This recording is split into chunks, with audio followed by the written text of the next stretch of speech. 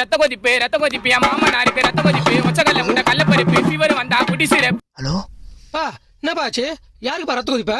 பா இது ring டோனுப்பா. Ring Donna? முதல்ல அத்தை மாத்திர, அப்பதான் வாழ்க்கை மாறும். சரி நீ தூங்க. ஏய் யாரா அது போன்ல? அது ஃப்ரெண்டுப்பா. மணி 1 அத்தராத்திரில எந்த ஃப்ரெண்ட் ஃபோன் பண்றது? அது பித்தமுச்ச ஃப்ரெண்டுங்கெல்லாம் அத்தராத்திரில தான் ஃபோன் பண்ணுவானுங்க.